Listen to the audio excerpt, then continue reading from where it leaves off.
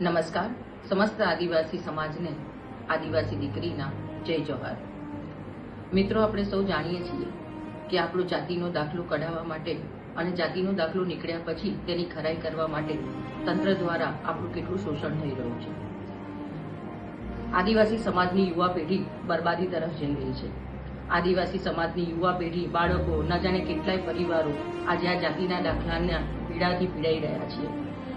કેટલા પણ મંત્રી આવ્યા આપણા સમાજના, કેટલા પણ ધારાસભ્યો આવ્યા, કેટલી વખત આ પ્રશ્નને ઉઠાવવામાં આવ્યો અને એનું નિરાકરણ લાવવામાં આવ્યું, પણ આજ દિન સુધી આ વિષય ઉપર કોઈ પણ પ્રકાશ પડ્યો નથી અને કોઈ પણ પ્રકાશ પાડવામાં આવી રહ્યો નથી. સરવાળે શું થઈ રહ્યું છે? સરવાળે આપણા આદિવાસી સમાજની જાતિ નિસ્તે નાબૂદ થવા જઈ રહી છે. આજે યુવા પેઢીઓ બરબાદ થઈ રહી છે, પરિવારો બરબાદ થઈ રહ્યા છે.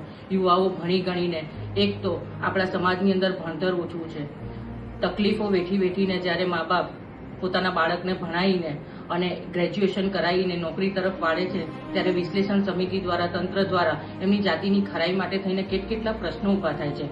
સૌથી મોટો પ્રશ્ન 1950નો પુરાવો.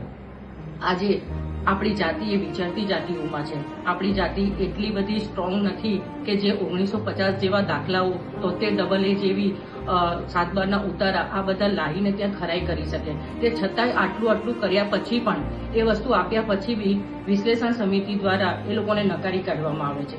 વિશ્લેષણ સમિતિની આ મનમાની આપણે ન ચલાવી શકાય. વિશ્લેષણ સમિતિના શું માપદંડ હોવા જોઈએ એ તમામે તમામ વસ્તુ આપણે કાયદાકીય રીતે લડત આપીને એને નિસ્તે નાબૂદ કરાવવી પડે. વિશ્લેષણ સમિતિ હોય તો એના શું માપદંડ હોવા જોઈએ?